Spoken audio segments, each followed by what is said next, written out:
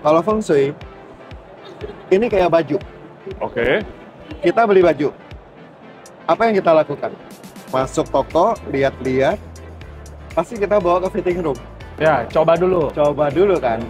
Mau harganya udah cocok, bahannya udah enak, tapi begitu di fitting nggak fit, balik, nggak jadi. Nah, artinya kita harus menjadikan kitanya as benchmark. Begitu juga dengan building, dengan rumah. Rumah itu harusnya rumahnya yang cocok ke penghuninya, Karakter penghuninya Yes. dan detail spesifikasi penghuni. bukan kebalikan. Bukan kita bikin rumahnya dulu, lu masuk, lu yang harus sesuaiin diri dengan rumah lu. Oke. Itu kayak kita misalnya udah dapat baju yang kesempitan dipaksa pakai, ya sesat. Atau dapat baju kelonggaran disuruh pakai, looknya nggak pas gitu kan.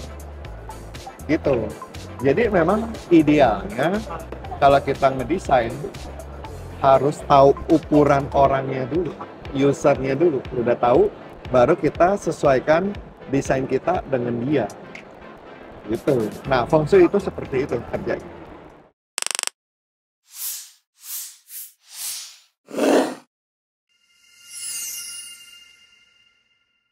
Selamat datang Pak Sidi.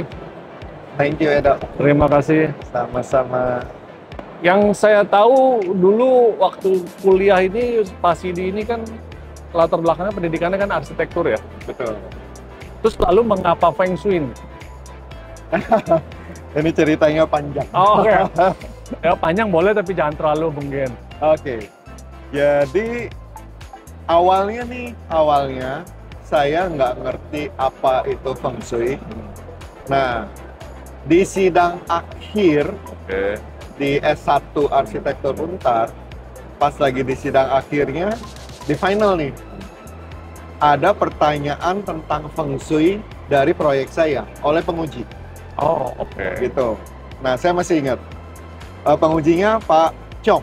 Pak Chong, oke, Pak Wastu Chong. Praganta, Oke. pendiri jurusan Arsitektur Untar. Nah, dia nggak bisa jawab. Apaan Feng Shui gitu kan. Abis gitu, udah nih, ya udah. Selesai perkuliahan, terus saya mulai masuk ke dunia kerja. Lalu itu tahun 89 ya. Oh, 89, oke. Jadi ketahuan umur ya. Ya. Tahun 90, saya beli buku. Pengarangnya bule. Buku Feng Shui. Oh, Pengarangnya Stephen Skinner, orang Inggris. Bukunya kecil, A5, tipis, cuma berapa mili. Tapi tulisan semua. Nah, arsitek kan rada males ya, ngelihat buku isinya tulisan semua ya. oke. Jadi, saya nggak baca bukunya. Saya geletakin tuh. Sampai tahun 2000-an tuh, baru saya buka buku itu. Tapi, di tahun 95, buku yang ditulis oleh Lilianto banyak beredar, buku Feng Shui Ya. yang ditulis oleh Bu Lilianto itu. Nah, saya mulai baca tuh. Dan Ada dia bahasa Indonesia mungkin ya? terjemahannya. Oh. Udah ada terjemahan bahasa Indonesia. Yang tadi juga bahasa Indonesia, Oh, terjemahan. oke. Gitu.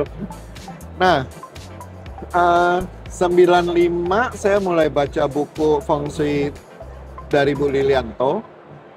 Lalu banyak grafisnya kan. Saya ngikutin cara ngitungnya seperti apa gitu kan. 96 saya bongkar kantor saya, ngikutin hasil hitungan dari buku itu. Oke. Oke. 97, 98 Krismon kan. Betul. Saya waktu itu punya biro arsitek.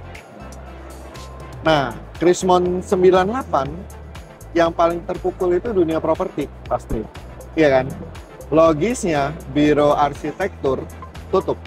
Ya, Nggak ada job. Ya, nggak ada project ya. Saya dapat 2 job gede. Jadi temen-temen ada 1-2 temen yang bubar, saya nambah karyawan. Pada saat krisis. Pada saat krisis. Oke. Masih enggak tuh. Masih mikirnya, ini mungkin gue lagi Sinar terang. wangi gitu kan.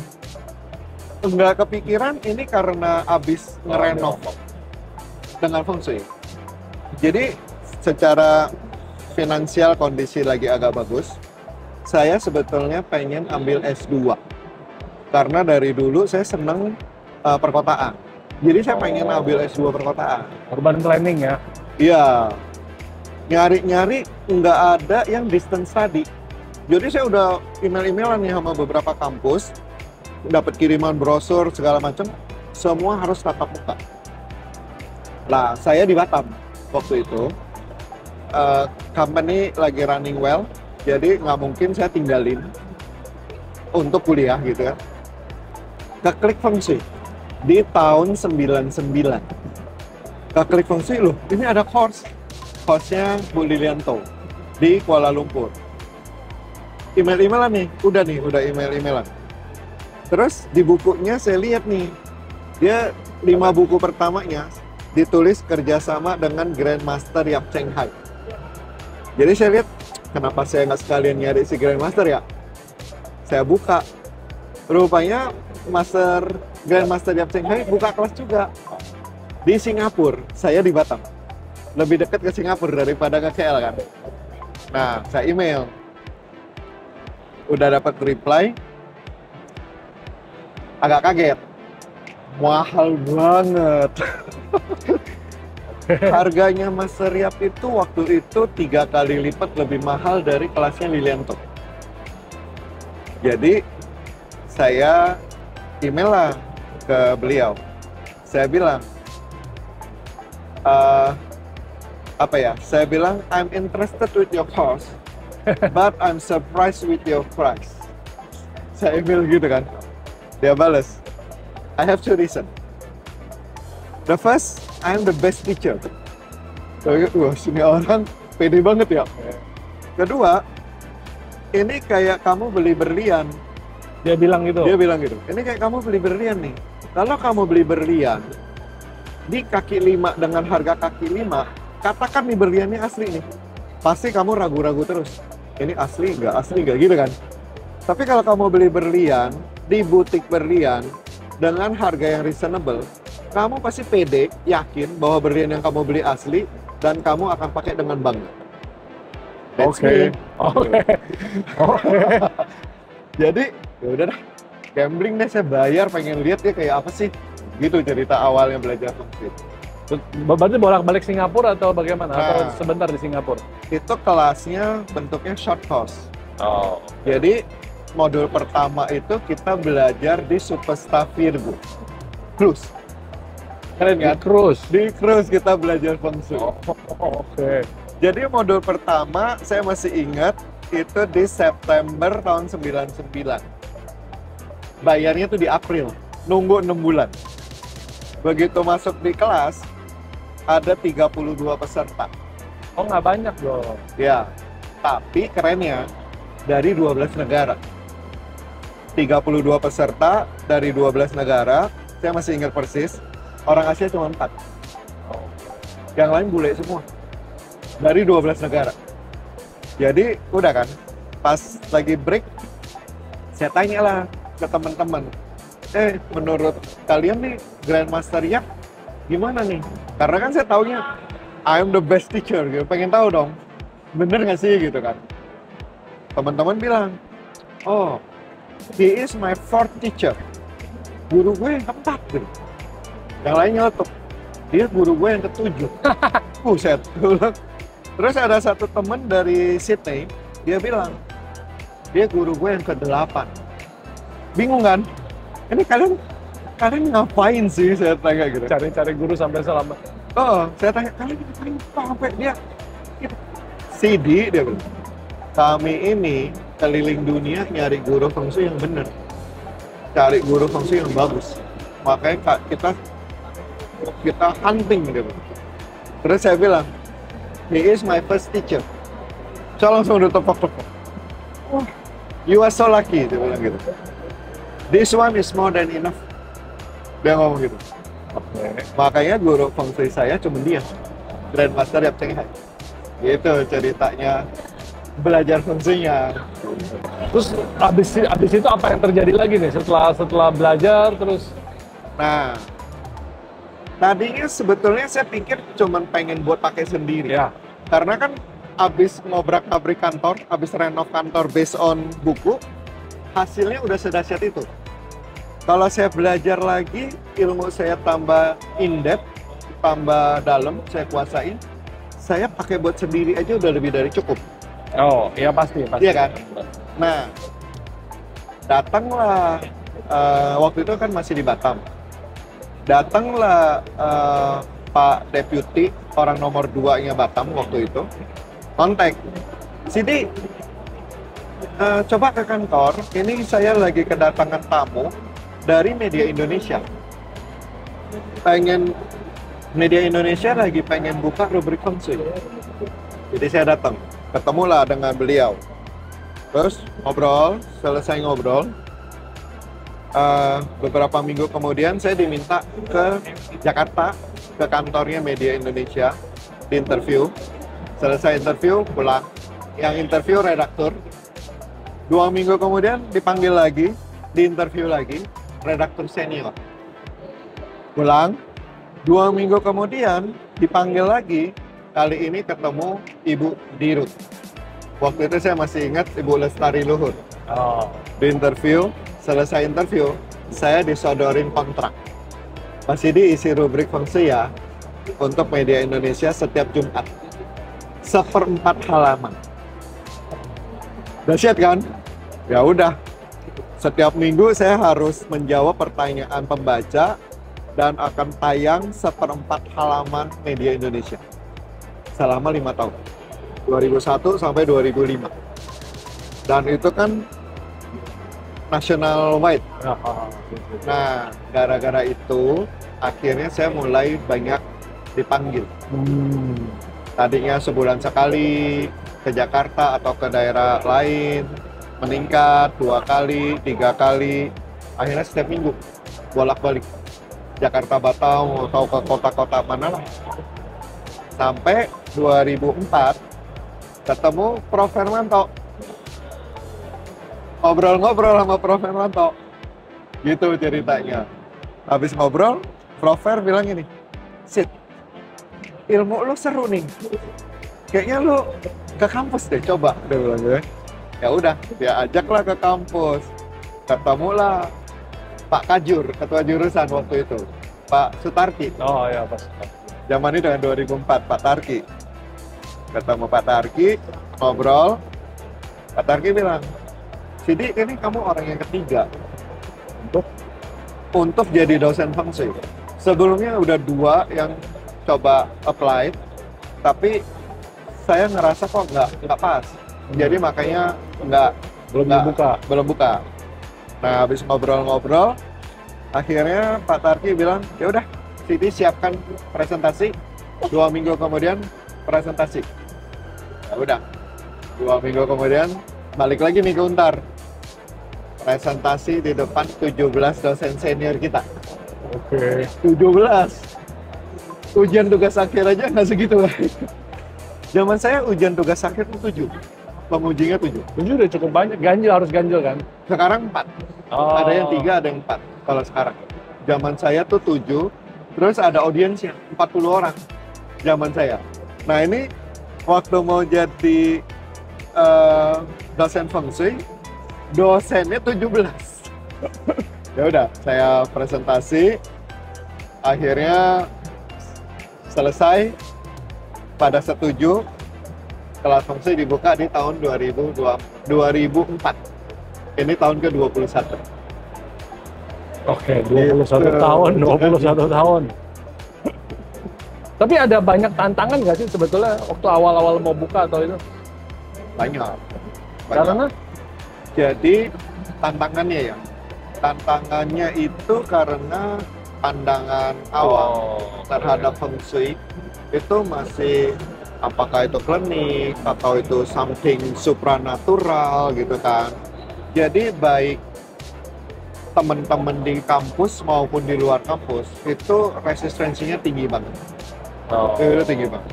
Bahkan saya ada teman dekat yang tadinya setiap hari ketemuan, jaga jarak sama saya, seolah-olah ngelihat saya ini kayak makhluk aneh. Oke. Menjadi makhluk aneh gitu Oke. kan. Gitu. Jadi ya saya pikir mungkin ini memang resiko yang harus dihadapi ya. Ya udah nggak apa-apa, jalanin aja. Ya, terus, tapi kan 21 tahun berarti sampai sekarang terbukti dong. Puji Tuhan. Puji Tuhan, kalau sekarang menurut saya kita boleh dibilang untar ya. Arsitektur untar boleh dibilang pelopor dalam oke. membuka mata kuliah Feng Shui walaupun bukan yang pertama. Jadi yang pertama punya mata kuliah Feng Shui itu tadinya Unpad, Pajajaran, Parahyangan. Parahyangan. Cuman di tahun 2003 dosennya pindah kota.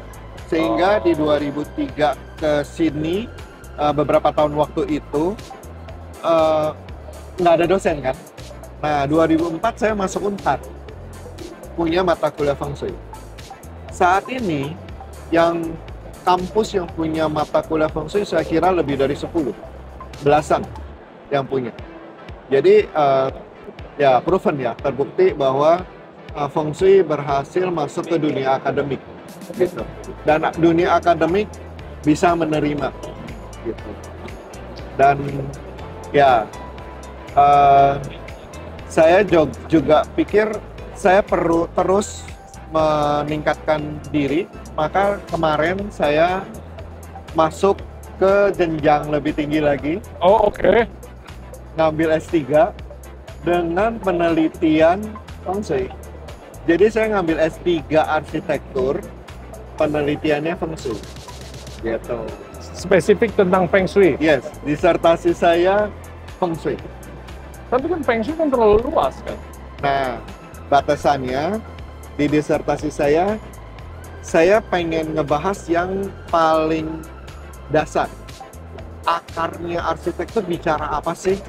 Akarnya Feng Shui bicara apa? Itu yang saya bahas. Jadi saya membahas konsep ruang. Jadi judul disertasi saya adalah dialektika konsep ruang, arsitektur dan Feng Shui. Jadi saya bahas Romantis banget ya, dialektika. konsep ruang. Oke. Itu memang agak berat materinya, tapi sangat mendasar kan. Itu kan fondasinya ilmu arsitektur. Ya. Bagaimana tentang ruang? Betul. Puji Tuhan udah kelar tahun lalu, 2023 sih saya selesai. Dan Pak Dahlan Iskan memberi predikat bahwa saya adalah doktor Feng Shui pertama di Indonesia. Saya nggak tahu kebenarannya sejauh apa, tapi dari observasi saya, lulusan doktoral arsitektur yang membahas Feng Shui di doktoral arsitektur di Indonesia, itu memang saya belum lihat ada orang lain. Gitu. Jadi Dengan secara akademik ya. secara akademik. Mungkin ada doktor dengan materi Feng Shui, tapi bukan di arsitektur. Oh, oke. Gitu. Mungkin di antropologi atau di program studi yang lain. Gitu. Seperti itu. Ruang arsitektur ya, Feng Shui itu sebetulnya dalam skala hal kecil apa yang bisa diterapkan? Sampai sebesar apa sebetulnya? Nah, di disertasi saya temuannya adalah Feng Shui itu bisa diterapkan dalam skala mikro, skala meso, maupun skala makro. Jadi kalau skala mikro, itu mulai dari sebuah ruang, misalnya di rumah tinggal, apakah itu master bedroom, atau kantor, ruang kerja gitu ya. Nah, kita akan bisa sampai sedetil ukuran perabotnya. Sampai sedetil ukuran perabot. Itu ada aturan-aturan, ada kaidah Feng Shui yang tertulis gitu ya. Itu. Kemudian kalau skala meso, kita bisa masuk sampai misalnya penataan satu klaster hunian atau satu klaster industrial estate, itu bisa. Tapi kalau skala makronya, kita bisa sampai nata satu kota atau satu pulau misalnya. Nah itu range-nya seluas itu. Karena memang mirip dengan kayak kita waktu kuliah di arsitektur. Kita ada mata kuliah interior, ya kan? Zaman saya ada mata kuliah permukiman. yang ngatur estate. Dan kita ada mata kuliah perkotaan, ya kan? Jadi skillnya dari interior sampai kota, gitu. Dampaknya tuh bisa langsung terasa begitu atau? Nah, kalau dampaknya beda-beda, tergantung si user. Jadi feng shui itu sebetulnya ilmu yang kalau secara mikro dia sangat individual. Secara mikro sangat individual. Jadi misalnya nata rumah tinggal, dia sangat individual tergantung si penghuni rumahnya. Ya. Jadi penghuni rumah A dengan penghuni rumah B ceritanya beda. Karena individunya berbeda. Jadi si individu ini tadi kalau pertanyaannya secepat apa nih efeknya? Ya.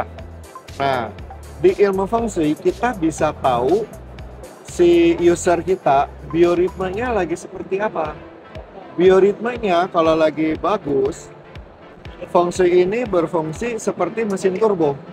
Nge-boost dia semakin kencang. Momentum. Yes. Bisa momentum, bisa juga luck-nya dia memang lagi bagus sehingga dia melakukan sesuatu tingkat keberhasilannya sangat tinggi. Tapi kalau misalnya dia lagi down, bioritmenya lagi jelek, feng shui itu akan berfungsi bemper. Nahan dia supaya nggak tambah bonyok. Kalau nggak kan bisa tambah babak belur kan. Dan dia nggak tahu itu. Tapi kan itu kadang-kadang orang nggak berfungsi nih bagi saya somehow kan. Ya itu dia. Nah makanya seperti saya mempelajari ilmu yang bisa membaca bioritma klien saya. Dan kita bisa tahu by apps, nggak by nerawang, nggak. Kita pakai apps, nah nanti itu akan keluar chart. Dari chartnya saya bisa sampaikan, Bu, Ibu pernah ngalamin begini-begini di tahun ini, betul nggak? Nanti kan dia bisa lihat akurasi pembacaan saya seperti apa. Kalau ini akurat, saya akan baca ke depan. Iya dong. Nah, dari belakang ya. Iya, saya kasih bukti dulu, Bu. Ini dulu Ibu ngalamin begini-gini nih. Nah, dengan pattern yang ada, Ibu berpotensi seperti ini nih. Kalau dia lagi decline, Bu, nanti kalau Ibu aplikasikan feng shui, efeknya adalah untuk membemperin Ibu. Gitu. Tapi kalau misalnya grafik dia lagi bagus, nah itu ntar kelihatan tuh. Pak, di sini ngebut ya Pak, tancap gas. Gitu. Kalau dia lagi jelek, Pak, injek rem. Di sini harus injek rem. Kayak gitu. Jadi saran-saran yang keluar itu seperti itu. Gitu. Ini ya sangat membantu kehidupan manusia sekali loh, secara pribadi dan secara arsitektur. Sangat.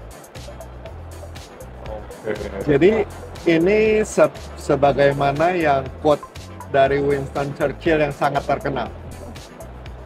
At first, we shape our building. Thereafter, the building shape us. Itu gimana ceritanya? Dijelaskan oleh arsitek. Setelah kita desain rumahnya, dihuni, dan so what? Kita tahu nggak apa yang akan terjadi pada klien kita? Nah, thereafter the building shape us. Dengan ilmu feng shui, kita tahu banget. Kita bisa baca karena pattern ruang ini akan memberi efek ini ke si user ini. Ya, betul. Nah, maka si usernya sebaiknya mengantisipasinya dengan ini. Dan itu proven. Dari pengalaman saya dari tahun 2001 sampai sekarang, berarti udah berapa tahun? 24 tahun. Itu proven. Tapi apakah setiap tahun harus diganti? Karena kan perubahan semestanya kan berubah terus. Nah, sebetulnya nggak perlu setiap tahun. Memang benar, the grand teorinya ilmu feng shui, nama teorinya adalah Yi Ching. Yi itu perubahan, Ching itu kitab. Jadi kitab perubahan. So, grand teori dari ilmu metafisik Chinese namanya theory of change. Nah, change itu kan setiap saat berubah sebetulnya. Tapi untuk sebuah properti tentu nggak mungkin setiap tahun kita rombak ya kan. Nah, di ilmu Feng Shui itu ada skala periode. Oh, Jadi ada skalanya. Nah, kalau untuk sebuah properti kita akan ngitung per 20 tahun. Jadi itu ada periodnya. Nah, saat ini kita lagi di period 9. Dari tahun 2024 dia akan berhenti di 2044. Memang dalam satu periode selama 20 tahun itu setiap tahunnya ada naik turunnya. Nah, cuman kalau kita udah nata untuk satu periodenya bagus, kalaupun naik turun, dia nggak di titik yang paling rendah kalaupun turun. Tapi kalau kita akan set supaya naik turunnya di atas, gitu. nggak bisa naik terus. Nggak bisa. Kan teorinya yin dan yang, ada naik pasti ada turun. Oh, Iya kan? oke. Jadi kalau naik dan naik dan naik terus, Kita mungkin bisa maintain istilahnya disundul ya. oh, oke. Kalau grafik lagi mau turun, disundul, terus mau turun, disundul lagi gitu. Tapi secara alamiah dia pasti berputar. Roda pasti berputar. Cuman kita pengennya dia berputarnya di atas, jangan berputar di bawah. Gitu. Kayak kan? Karena kan kita tahu nih, kita ada di mana. Nah, kita pengen setnya dia kayak gitu. Kalaupun misalnya di bawah nih, maka kita perlu melakukan antisipasinya supaya jangan sampai terlalu bonyok. Kalau sampai gubrak gitu. Gitu. Jadi fungsi ilmunya seperti itu. Gitu. Oke. Ya ini sih betul-betul ilmu dasar kehidupan manusia berkehidupan ya, maksudnya untuk memperbaiki diri dan kehidupan kita pribadi ya, sebetulnya lebih ke arah itu. Jadi ilmu Feng Shui itu menurut saya apa ya bedanya dengan arsitektur? Walaupun belakangan ini ilmu arsitektur mulai menjadikan user sebagai subjek, Oke. ya kan? Tapi saat ini kalau dari pengamatan saya tetap masih banyak arsitek yang meletakkan projectnya, karyanya as subjek, usernya belakangan. Nah, itu yang membedakan Feng Shui dengan arsitektur. Kalau Feng Shui, ini kayak baju. Oke. Kita beli baju. Apa yang kita lakukan? Masuk toko, lihat-lihat, pasti kita bawa ke fitting room. Ya, coba dulu. Coba dulu kan. Mau harganya udah cocok, bahannya udah enak, tapi begitu di fitting nggak fit, balik, nggak jadi. Nah, artinya kita harus menjadikan kitanya as benchmark. Begitu juga dengan building, dengan rumah. Rumah itu harusnya rumahnya yang cocok ke penghuninya, Karakter penghuninya Yes. dan detail spesifikasi penghuni. bukan kebalikan. Bukan kita bikin rumahnya dulu, lu masuk, lu yang harus sesuaiin diri dengan rumah lu. Oke. Itu kayak kita misalnya udah dapat baju yang kesempitan dipaksa pakai, ya sesat. Atau dapat baju kelonggaran disuruh pakai, looksnya nggak pas gitu kan. Gitu. Jadi memang idealnya kalau kita ngedesain harus tahu ukuran orangnya dulu, usernya dulu. Udah tahu, baru kita sesuaikan desain kita dengan dia. Gitu. Nah, Feng Shui itu seperti itu kerjanya. Idealnya memang seperti itu dan seharusnya seperti itu. Ya, idealnya arsitek seperti itu. Jangan jadikan klien kita as objek. Tapi klien kita itu adalah subjeknya, produk kita yang merupakan objek yang menyesuaikan dengan si user. Tapi belakangan ini ya ada mulai terlihat arsitek-arsitek yang seperti itu. Sekilas saya lihat kalau misalnya di event Art ID ini sebetulnya kan setiap tahun diadakan dan ini sudah menjadi tahun kelima ya. Kalau dari dunia perkembangan arsitektur terus masuk ke Feng Shui ini sebenarnya lebih seberapa penting dan seberapa baik adanya diadakan terus atau bagaimana menurut pandangan Pak Sidi? Maksudnya Arts ID-nya diadakan terus. Kalau saya lihat event Arts ID ini merupakan ajang bagi produsen memperkenalkan produknya kepada terutama arsitek-arsitek. Jadi dengan arsitek paham dan mengenal produknya dan melihat bagaimana produk ini diaplikasikan, tentu akan muncul, akan lahir banyak inspirasi bagi si arsitek dalam mendevelop desainnya. Jadi saya kira event Arts ID ini sangat positif bagi dunia arsitektur, gitu. Dan tentu juga dengan hubungan mutualisme yang saling membangun, bagi produsen juga akan bagus, gitu ya. Saya kira itu. Karena lebih banyak ke produk sama atau conference juga kan banyak kan? Ya, dan conference-nya juga itu kan sangat mengedukasi ya. Jadi saya kira memang masyarakat kita haus akan hal-hal pengetahuan-pengetahuan yang baru, yang lebih sustainable seperti itu ya. Jadi saya kira ini sangat positif. Luar biasa. Saya dari tadi sebetulnya penasaran, sekilas nih saya lihat ada logo Tarumanagara sama logo di bawahnya nih, Ilumarta nih. Dan ya ada logo Yin and Yang ya. Iya. Ya Ilumarta dengan Tarumanagara nih gimana nih ceritain nih? Kalau atau ada jabatan khusus kah pas ini? Nah, jadi Ilumarta itu adalah singkatan dari Ikatan Alumni Arsitektur Taruma. Oh, gitu. Nah, jadi singkatan disebutnya Ilumarta. Jurusan arsitektur Untar itu merupakan salah satu jurusan tertua, jurusan arsitektur swasta yang tertua di Jakarta. Saat ini usianya udah 63 tahun. 63 tahun, oke. Lahir di tahun 62. Oke. Gitu, lebih tua dari saya. Nah, saat ini kita juga kira-kira udah punya lebih dari 6.300 alumni. Gitu. Jadi ini sebuah komunitas yang menurut saya dahsyat gitu. Dan saya mendapat amanah untuk coba membangkitkan kembali ikatan alumni ini gitu. Jadi kenapa membangkitkan kembali? Kita ingat beberapa tahun lalu ada pandemi, ya kan, sehingga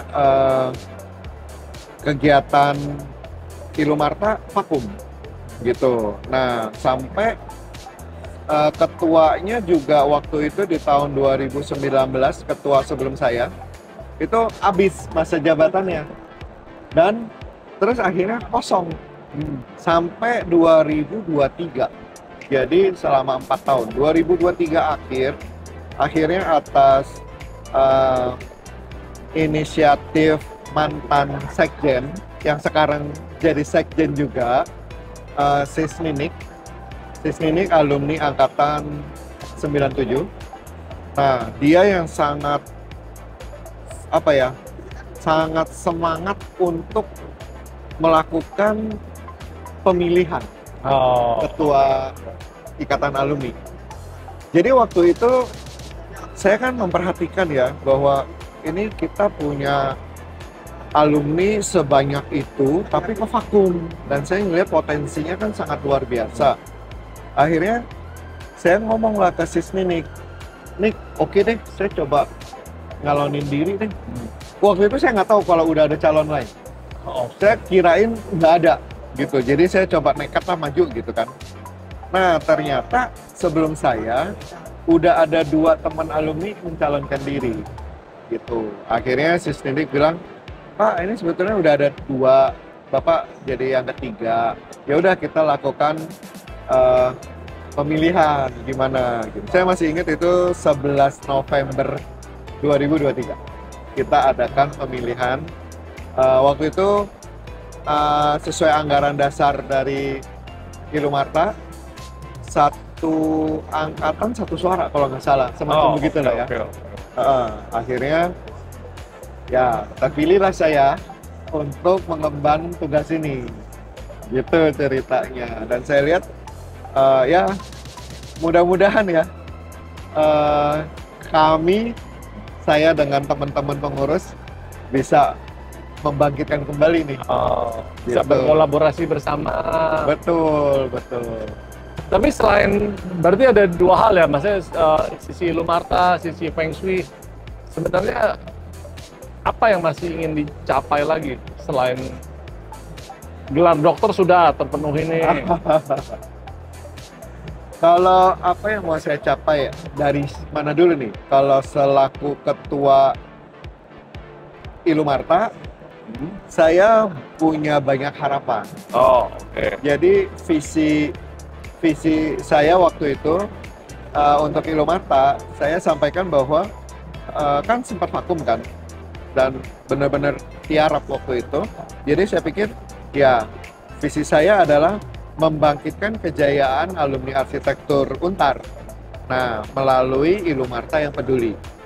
Kebetulan saya sempat jadi ketua prodi Oh, di tahun 2018 sampai 2019. Nah, ketika saya menjabat Kaprodi,